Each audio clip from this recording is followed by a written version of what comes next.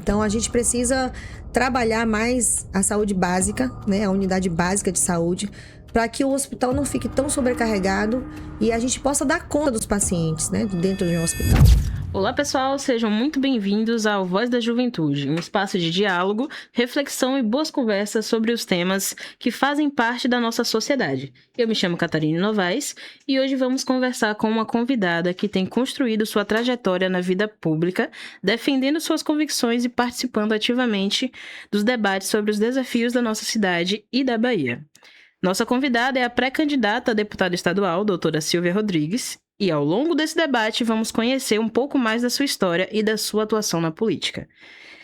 Queremos conhecer a pessoa por trás do mandato, suas experiências, seus valores e o que a motiva a seguir trabalhando pela população. Doutora Silvia, seja muito bem-vinda ao Voz da Juventude. É uma satisfação recebê-la conosco, certo?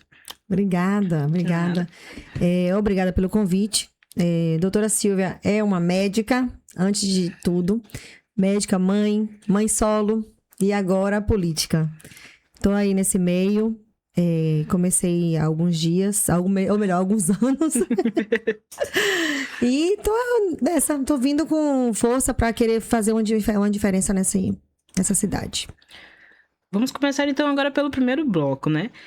Se alguém que nunca ouviu falar da senhora perguntasse quem é Silvia, como a senhora gostaria de ser apresentada? Bom, eu sou Silvia médica, como eu disse, né? Sou mãe, sou uma pessoa que gosta muito de trabalhar com o social, gosto de ajudar as pessoas, trabalho com mutirões, trabalho com o povo desde sempre, desde a meu primeiro dia na medicina. E com a minha mãe também, antes mesmo de ser médica, nós já fazíamos um trabalho social dentro dos municípios que a gente vivia lá em Rondônia. Então, essa sou eu. Simples. Simples, carismática. Né? Obrigada. Eu vejo muito falar que a senhora é muito carismática. Quais pessoas mais influenciaram a mulher que a senhora se tornou? Primeiro de todas, minha mãe. Minha mãe é uma mulher muito guerreira, era uma mulher ela que me incentivou, e eu acho que incentivou toda a família a ser como a gente é, né? São 3 mulheres dentro de casa, e as 3 praticamente com o mesmo perfil. Sempre para ajudar o próximo. Minha mãe era uma mulher muito guerreira. Ela veio de uma família muito, muito, muito pobre, e a gente veio de uma família mais, uma classe média, né? Então a gente foi crescendo juntos. Então, ela para mim é o meu melhor exemplo. Perfeito. Ao longo da sua trajetória profissional, qual foi o maior ensinamento que o contato com as pessoas lhe trouxe? Bom, eu acho que a compaixão, o cuidado, o respeito que a gente tem que ter pelas pessoas, o carinho. E a medicina fez isso somar. Lógico que quando a gente faz a medicina, a gente fica um pouquinho mais frio, né? Porque se a gente for sofrer por cada acontecimento dentro do hospital, a gente acaba adoecendo. Mas eu acho que é isso, o carinho que a gente tem pelas pessoas, o carisma, a compaixão, o amor que a gente precisa ter pro próximo. A empatia, ela não nasce, ela é construída. É verdade. Né? E em que momento a senhora percebeu que poderia contribuir também através da política? A política, ela é apenas como é que eu posso dizer? Ela é um complemento da medicina, né? A medicina a gente consegue salvar uma pessoa, só que com a política a gente consegue melhorar muito mais e ajudar muito mais ao próximo. Então eu acho que o que me incentivou a entrar na política foi isso, foi não conseguir ajudar só uma pessoa e sim muito mais, abranger muito mais gente. E a senhora diria que foi a política que te escolheu ou foi você que escolheu a política? Eu acho que ambos conversamos. Acredito que eu estava fugindo um pouco, porque sei que minha mãe sempre foi da política, né? Então, minha mãe sempre participou de política. Ela era secretária do governador do estado de Rondônia na época. E sempre trabalhou com políticas, sempre. Então, eu sempre estava fugindo disso. Mas ela me abraçou de vez e eu acabei me apaixonando por mais essa faculdade. Mas essa graduação, né? É verdade. E a última pergunta é, quando decidiu disputar um cargo público, qual era o sonho que moveu essa decisão? Qual foi o sonho? Ajudar. Eu acho que a população anda cada dia mais sofrida, muito carente. Eu acredito que eu tô vindo pra fazer a diferença. Eu sei que eu não vou mudar o mundo, porque uma andorinha só não faz verão.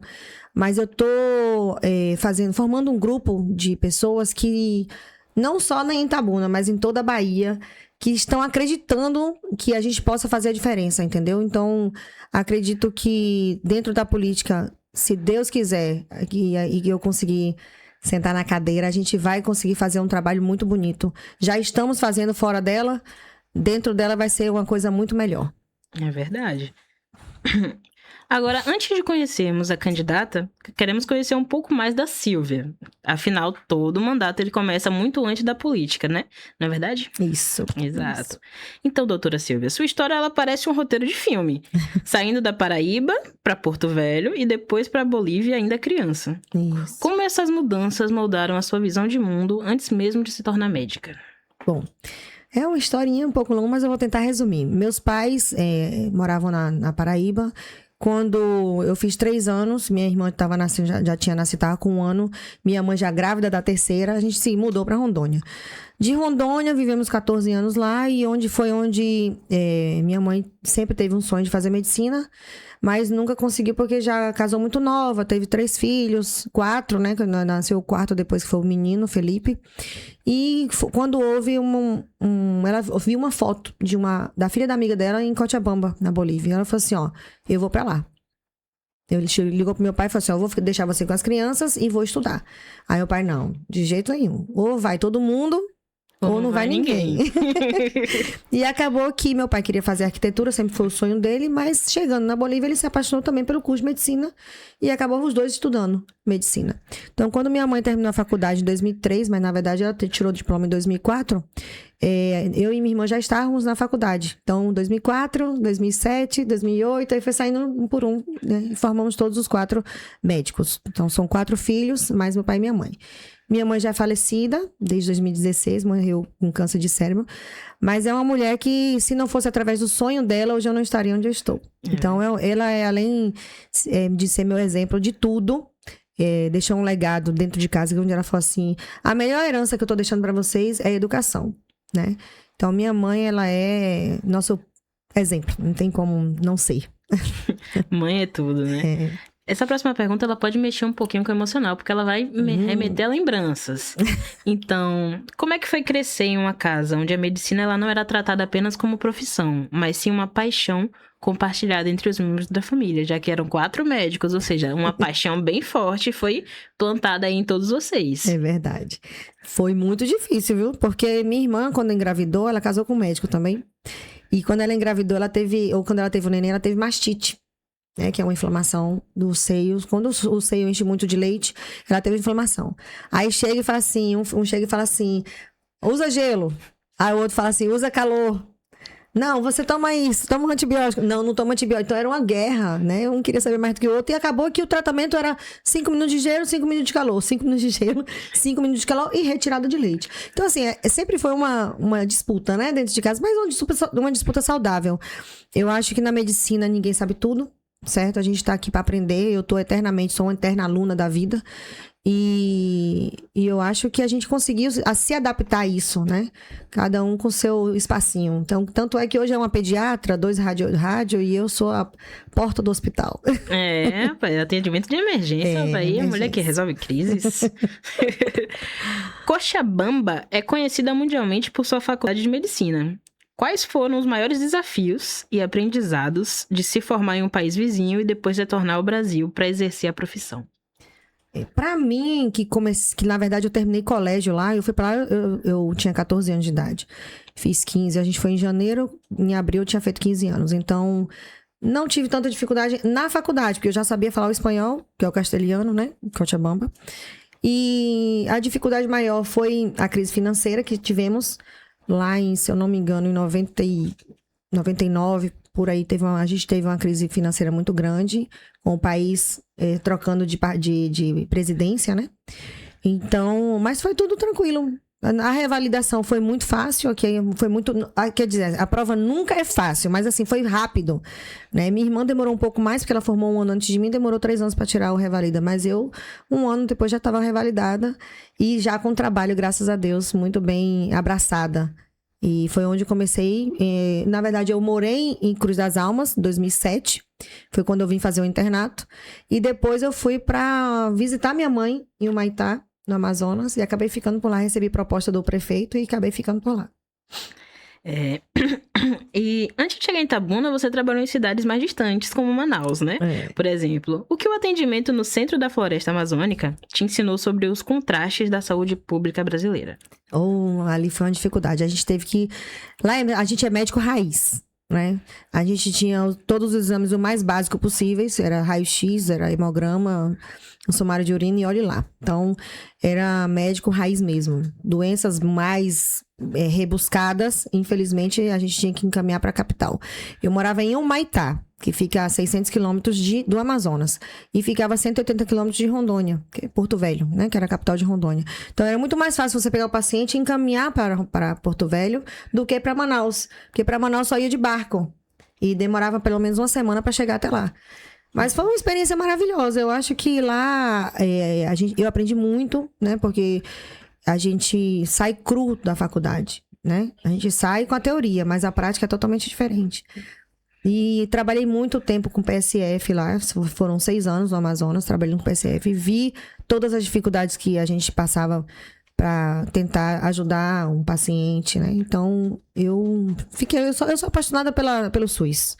A medicina do SUS, ela é muito boa. Você é descrita por muita gente como uma mulher de simpatia gigante e muito ligada à família, especialmente ao seu pai e à sua irmã. Como esse suporte familiar te dá forças para enfrentar a jornada em busca dos seus sonhos? A minha família, ela é nota 10. Assim, logo no início, me criticaram. Você vai fazer a mesma coisa que a mamãe fazia? Pra que você tá se metendo com isso? Política não presta, não sei o quê. Hoje não, hoje são meus apoios. Tanto que minha irmã tá vindo agora, dia 10, pra me ajudar. Meu pai me liga e fala assim, já chegou os materiais, já tem as coisas pra mim começar a pedir coisa pra você, que pede pedir ajuda e tal. Eu falei, vamos, a gente tá trabalhando com isso. Meu pai é um cara que é muito tranquilo, né? Ele fala que eu sou a cópia legítima da minha mãe, na brabeza, tudo mais, no carisma. Meu pai não é coruja não, mas ele é daquelas pessoas que se ele acha que eu tô bem onde eu estou, ele me tá ajuda, feliz. ele fica feliz, entendeu? Ele fala, rapaz, vá com calma. Mas quando ele vê que o negócio tá dando certo, ele, tô na torcida. Então, ele é um pai muito presente, assim, em relação às minhas decisões. Ele apoia muito. E ele sabe que não adianta dizer que não também, porque eu sou bem cabeça dura. A cópia da mãe, então, se eu digo que vou fazer, ele fala assim, rapaz, não vai dar certo. Eu falei, eu vou fazer. Então, não tem essa. E aí ele vai. Tanto que ele falou assim, tu vai se meter de novo nisso aí? Eu falo, vou.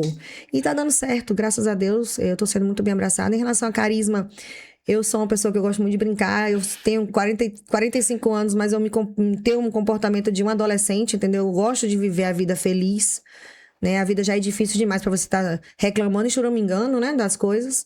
Então, eu acho que a felicidade, ela tem que estar presente em todo momento. Até mesmo nas nossas dificuldades. Porque é nas dificuldades que a gente amadurece. Né? É verdade. É no PS que a gente aprende como é que funciona o hospital, né? O pronto-socorro é uma escola. É uma escola. É a vida real. Antes de representar as pessoas na Câmara, a senhora cuidava delas todos os dias. No caso, foi a medicina. Existiu algum paciente que mudou a forma como a senhora enxerga a vida? Vários. A gente acha que tem um coração de pedra, né? Quando a gente vai tendo as experiências do dia a dia, a gente fala assim, nada mais me abala. Mas eu tive uma paciente que eu sempre conto essa história em quase todas as entrevistas que eu faço. Uma paciente com câncer de mama, que ela veio pra mim dizendo que estava curada já tinha um câncer há 5 anos. E ela veio sentindo uma dor no corpo. E eu falei pra ela, vamos fazer uma cintilografia óssea só pra descartar o que eu tô suspeitando, porque eu tenho certeza que a senhora tá curada. E aí ela veio, não, doutora, mas um sorriso, sabe aquela paciente que... Um sorriso marcante. Maravilhoso, marcante. A filha, o marido, que se estiverem me vendo aqui, um abraço, um beijo. E ela veio. Quando ela veio com o resultado, ela virou pra mim com a cara muito triste e falou assim, doutora, a senhora tinha razão. Tava com metástase óssea e no fígado. E a gente sabe que aí, quando existe metástase no fígado, é um avanço muito rápido, né? Então, eu não conversei com a família. não contei tudo, assim, o que deveria, né? Porque a gente não sabe até onde a família tá preparada para escutar. Mas fui guiando ela ao passar do tempo. Quando deu uma semana depois, ela veio ficar internada comigo. E foi uma paciente que eu perdi, eu internei e ela morreu segurando a minha mão. Então, sorrindo. O que mais bonito de tudo é que ela estava sorrindo. Ela me agradeceu por tudo, mas chegou em estado terminal, né? O momento dela já era terminal, ela não tinha muito o que fazer. E foi uma pessoa que me abalou muito. E minha mãe ainda era viva, né? Na época. Então, quando eu perdi minha mãe com câncer, eu me vi naquela paciente, eu me vi no momento das filhas, me identifiquei muito. Então, a gente sempre tem uns pacientes que sempre incomodam de uma forma emocional a gente. Não tem como não ter. E o que essa profissão lhe ensinou sobre empatia e qual foi o momento mais difícil vivido dentro de um hospital? Acredito que essa paciente foi uma. E eu acho que os momentos difíceis é quando a gente não tem o recurso suficiente para conseguir salvar aquela vida. Ou quando o paciente já chega num caso muito grave, que a gente sabe que se ele tivesse chegado um pouquinho antes, a gente poderia ter feito muito mais. Muito mais por ele. Então, eu acho que a dificuldade maior é a falta de recursos de um hospital SUS. É muito difícil. Você não tem uma vaga de CTI para um paciente que precisa naquele momento, ou você vê que todos os leitos que estão em uso de respiradores, não tem outro respirador para a gente colocar, não tem uma equipe suficiente para cuidar daquela quantidade de paciente que está internado. Então, nós temos muito pouco funcionário para muito paciente. Né? Então, a gente não consegue dar conta de tudo. É impossível. Então, isso para mim é a minha maior dificuldade dentro de um hospital. É certo. E existe alguma cena que a senhora gostaria que nenhum profissional de saúde precisasse presenciar? Eu acho que qualquer perda de paciente é duro, né? Qualquer perda de... Você vê uma mãe chorando por um filho, porque a gente cresce sabendo que a gente vai perder a mãe primeiro do que a gente, né? E você vê a mãe perdendo seu filho, ou seu esposo, ou qualquer ente querido, ele dói, né? E dói, isso machuca. Lógico que aí fala assim, ela não é assim. Lógico, a minha forma de tomar essa conduta perante a família, eu não posso também chorar junto, né? Abraçar, eu tenho que ter uma postura como médica. Mas a gente sabe que aquilo ali dói muito. A gente vai pro quarto, a gente chora, a gente comenta com outros colegas, olha, foi assim, foi assado. Se o filho tivesse trazido um pouquinho antes, ou se a mãe tivesse feito alguma coisa assim, ou se não tivesse faltado tal coisa, é assim, sempre assim. E é aquele momento que a gente tem que dar uma respirada antes de dar a notícia pra família, porque senão a gente chora junto. Né? É verdade. É verdade. E dependendo da família, não tem como não segurar as lágrimas. Né? Porque eu já tive pessoas que foram amigos mesmo, paciente amigos meus, né? Que a gente toma... Que querendo ou não, você tem uma convivência com o paciente de 2, 3 vezes. Eu trabalho em porta, mas eu já trabalhei em prescrição médica. Então, a gente sabe que todo dia a gente tem um pouquinho daquela família com a gente, né? Um convívio. E eu, como gosto de conversar, mais do que tudo, né? A Maria, como diz a nega do leite para conversar. Então, eu acabo sabendo de intimidades, de coisas mais superficiais das famílias. E isso comove a gente. Não tem como não entristecer com a morte de alguém. É impossível. É verdade. Então, na sua opinião, qual é o maior desafio da saúde pública hoje? Eu acho que o maior desafio da saúde são a gestão, saber lidar com aquele dinheiro para aquele lugar, entendeu? Hoje nós temos recursos, podemos ter emendas que pode melhorar a cada dia mais. O tratamento do SUS em relação ao posto de saúde também, como é que eu posso te explicar? O paciente saber que o primeiro lugar tem que ser o posto de saúde e aquele posto de saúde está disponível para ele. Então, a gente precisa trabalhar mais a saúde básica, né? A unidade básica de saúde, para que o hospital não fique tão sobrecarregado e a gente possa dar conta dos pacientes, né? Dentro de um hospital. Então, eu acho que a dificuldade maior seria a base da medicina, a base da saúde, que é os postos. Trabalhando as etapas para poder facilitar o funcionamento geral, né? Com certeza, com certeza. Depois de tantos anos ouvindo e vendo histórias na emergência do hospital, né? E enfrentando a realidade da saúde pública, quando foi que a senhora decidiu entrar para a política? Eita! Bom, como eu disse logo no início, dentro da medicina, eu consigo fazer muito pouco em relação aos pacientes. Então, eu acho que juntando a saúde com a política, o poder da política, ela te transforma para você poder fazer muito mais. Entendeu? A saúde da população precisa de ajuda da política. E isso foi onde eu batia muito de frente comigo mesmo. Dizia, eu não quero mexer com política porque eu sou médica. E ao decorrer do tempo, eu fui vendo que se a gente não misturar a política com a medicina, a gente não consegue solucionar tudo, né? Lógico que, mais uma vez eu falo, eu não sou a que vou resolver o problema da saúde. Mas eu vi que na política eu consigo fazer muito mais do que sendo só médica. Quando a senhora fala em transformar a política, qual é a mudança que considera mais urgente? Acredito, como falei, a unidade básica de saúde. A base da saúde, ela tem que ser primordial. Então, antes do paciente adoecer, ele tem que ser avaliado, né? A gente tem que ter a prevenção para que não chegue a gravidade, para que não chegue a doença. Lógico que a gente não vai ter 100% de colhimento disso aí, porque existe até uma educação comunitária onde todo mundo fala assim, primeiro eu esperei adoecer para depois procurar o hospital. Primeiro eu esperei não melhorar, porque eu escuto muito isso no coisa. Por que não veio mais cedo? 20 dias de doença, por que não veio antes? Eu pensei que eu iria melhorar.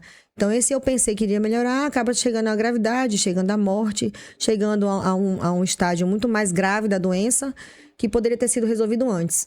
Então, eu bato na tecla e digo, o pronto-socorro, ele é um caminho, mas não é 100% a solução. A solução da saúde está na unidade básica. É nela que a gente precisa pegar os pacientes, fazer uma educação comunitária para que eles busquem primeiro o posto de saúde antes da doença aparecer. Ou no início dela, para que a gente possa fazer um tratamento mais completo. Bem colocado, doutora. E o que mais lhe motiva a continuar no serviço público? Bom, a medicina eu jamais largaria, certo? Ela é que vai me levar, como eu digo, eu sou médica, né? Eu sou médica, eu estou política. Então, eu não vou largar a medicina é meu sonho, sempre foi. E só vou transformá-la num pouquinho na política para que a gente possa fazer um melhor trabalho. Canalizar para poder evoluir, né? Isso mesmo. Exercer um mandato também significa fiscalizar, discordar e defender posicionamentos. Como a senhora defende o papel de uma oposição responsável? Como eu defendo? Como defende o papel de uma oposição responsável? Como é que a senhora se posiciona com relação a isso? Com relação à oposição. Isso. Eu acho que eu não me considero oposição. Porque as pessoas falam assim, criticou é oposição. Não. A gente tem que elogiar e criticar tudo. Você não vai dizer que a sua irmã ela é 100% correta, não é verdade? Aonde ela errar, você tem que mostrar o erro. E não só porque eu mostrei um erro que eu virei oposição. Eu acho que a gestão ou a oposição, seja ela de onde for, daqui de Itabuna, do estado, do mundo, do Brasil, ela tem que saber aceitar as críticas, né? As críticas, elas têm que ser construtivas. É realmente o que ela tá falando tá certo. E não ela levar como, não, isso aqui ela tá falando porque ela quer prejudicar a gestão. Não, jamais. Eu jamais prejudicaria ninguém. Agora, o que é certo, o que é errado. Então, o que tem que ser feito é melhorar o que está errado. Entendeu? Então, se for para falar de saúde, eu sempre vou tentar melhorar. Certo? Eu sempre disse que, por exemplo, quando eu comecei nos hospitais aqui, eram 10 leitos de CTI, hoje está em 30. Se a gente botar 100, a gente vai precisar de 200, entendeu? Então, o começo de tudo é o posto de saúde, como eu sempre bato. É lá no final. Então, não adianta você querer botar 50 leitos de CTI dentro de um hospital, sendo que a gente tem 200, 300 pacientes precisando. E não é só da cidade, é da região. Então, o trabalho tem que ser de formiguinha e ela tem que ser da base da saúde. Então, é isso. Eu vou sempre estar batendo em relação a isso. Na verdade, não é bater, né? Que bater não é a solução de nada. É mostrar como solucionar, certo? O bater, para que eu vou bater se a gente já sabe onde está o erro? Para que eu vou mostrar um erro que todo mundo está vendo? Então, eu preciso mostrar a solução. Mostrar certo? As maneiras de trabalhar. A maneira de trabalhar. Nesse ponto, como eu já tenho 18 anos de porta, 18 não, 19, porque eu fiz o internato, já comecei em 2007 na porta. Então, eu sei como solucionar. Eu sei quais são os caminhos a seguir. E como todo mundo me conhece, eu sou uma pessoa resolutiva. O que eu puder fazer as coisas são tão fáceis de serem trabalhadas, porém existe uma burocracia, que é o que atrapalha muito, entendeu? Mas não é difícil. Nada. É só questão de bom senso e de que as pessoas acreditem que de passo a passo a gente consegue resolver tudo. De fato. E o que sustenta suas convicções, mesmo diante das críticas que a senhora deve sofrer, provavelmente? Olha, eu sempre digo a todas as pessoas que as críticas, elas, para mim, são muito mais bem-vindas do que os elogios. Porque quando eu falo alguma coisa, eu tenho convicção do que eu tô falando. Então, o elogio já tá partindo de mim mesmo. Entendeu? Agora, as críticas, não. Tem que ver como que a pessoa entendeu aquilo ali do que eu tô falando, a forma que ela entendeu. Se ela entendeu de uma forma que não foi a da que eu falei, eu vou tentar explicar pra ela e mostrar pra ela como foi que eu disse. Então, assim, eu não me preocupo tanto com crítica, não. Eu gosto das críticas. Eu acho que se não fosse as críticas, eu nem estaria aqui. As críticas, elas me ajudam até mesmo a falar assim, poxa, falhei aqui. Vou mudar, entendeu? Então, minha mãe sempre me explicou e disse que... Como é que fala aquele ditado? Prego que se destaca, toma martelada. Martelada. Então, se essa cabeça não tiver martelada, meu filho, a gente tem que... E é isso. Eu sou o prego e tá aí, os martelos estão aí pela cidade ou pela Bahia. Não tenho medo, certo? Tudo que falo não são mentiras. Eu odeio mentira. Eu acho que isso é uma coisa que te perde muito, até mesmo seu caráter, né? Sua dignidade. E o que eu falo é pra melhorar. Eu não falo pra criticar, eu não falo por maldade. Eu falo pra poderem ver. Porque às vezes eu tô vendo de uma forma onde várias pessoas estão vendo também, mas eu tenho coragem de falar. E tem coisas que até já foi tomada pra eles mesmos para tentarem mudar. Então isso é importante, entendeu? Na época que eu fui candidata a vereadora, eu falei do aeroporto e hoje correram atrás, né, para poder colocar o aeroporto para andar aqui, porque eu mostrei por A mais B de que a cidade teria que ser uma cidade turística. Então, eu sou uma pessoa que eu não procuro, não gosto de fulano, quero que ele se destrua. Jamais, jamais. Eu não tô aqui para derrubar ninguém. Pelo contrário, eu tô aqui para somar. Mas existem pessoas que você sabe que gostam de fazer o mal, né? Não presta, não tá fazendo isso porque tá com raiva, ou tá fazendo isso porque não sei o que. Não, eu não sou uma pessoa assim. De jeito nenhum. Quando pensamos no futuro da sua candidatura, qual você acha que vai ser o momento mais desafiador? Assim, que vem à mente, quando a senhora for eleita. Quando eu for eleita já? Uhum, pensando já na carreira já estamos pensando na carreira. Vamos sentar na cadeira já. Vamos sentar na cadeira. É isso. Eu acho que vai ser fazer com que a população acredite novamente que existem pessoas que querem fazer a transformação. A gente tá com várias pessoas. Quando a gente sai para conversar, não quero mais saber de políticos, só vem aqui no momento nos últimos momentos, só vem aqui no momento de campanha. Eu não sou assim, porque meu trabalho sempre foi muito antes de me apresentar como candidata a vereadora na época. Eu já fazia um trabalho social, então eu acho que acreditar. Mostrar para eles e que vai ter uma mulher que vai cuidar de mulheres, que vai cuidar do povo, que vai fazer acontecer. Perfeito. Depois de tantas experiências, nós queremos olhar para frente, esperançosos com relação ao futuro. Qual Bahia a senhora sonha em deixar para as próximas gerações? Bom, vamos lá. A gente precisa de uma Bahia que seja com uma educação melhor, com uma saúde que a gente não precisa enfrentar filas, certo? A gente precisa de uma segurança onde você possa soltar seus filhos na cidade e saber que eles vão voltar para casa vivos, né? Precisamos de mais esporte. A gente precisa dar mais esporte para tirar esses meninos da rua, mostrar para eles que existe um mundo diferente do que é da casa deles, porque às vezes você tem uma criança que só vê brigas dentro de casa, pai alcoolizado, a mãe submissa, e a gente vai mostrar que aquele mundo é diferente do que ele pode construir. Não vai ser fácil, certo? A Bahia tem anos e anos aí sofrendo, mas eu tenho certeza que não só eu, como tem pessoas maravilhosas que são pré-candidatos também, a deputados que eu espero que ganhem, que vai fazer o mesmo trabalho que o meu, e juntos a gente vai fazer a diferença, sim. A Bahia precisa disso. As pessoas daqui são muito carismáticas, são pessoas muito acolhedoras, tanto que o povo do Sul, quando vem pra cá, se apaixonam, entendeu? Então, eu acho que a população precisa de um pouco mais de abraço. Elas precisam um pouco mais de empatia. E isso eu tenho muito. E que legado a senhora espera construir como mulher, como mãe, como médica e como pré-candidata a deputada? Agora candidata, né? É aqui, vamos em paz, vamos voltando, vamos na frente e vamos voltando. Então, eu acho que o legado que eu quero deixar é de ser uma mulher guerreira, forte, certo? Eu quero que me tenham como uma pessoa de uma índole boa, caráter. Eu sou uma pessoa que eu tô aqui pra ajudar, tô para somar, entendeu? E quero fazer o correto, quero fazer o bem. Sei que existe um sistema muito rigoroso por detrás de tudo isso, que vai tentar atrapalhar, mas eu acho que Jesus, quando veio, ele não veio em bando, ele veio só. Não digo que eu vou fazer tudo sozinha, não. Lógico que eu vou precisar do meu bandozinho junto, que ele construiu o bando dele, né? Então, eu tô construindo o meu.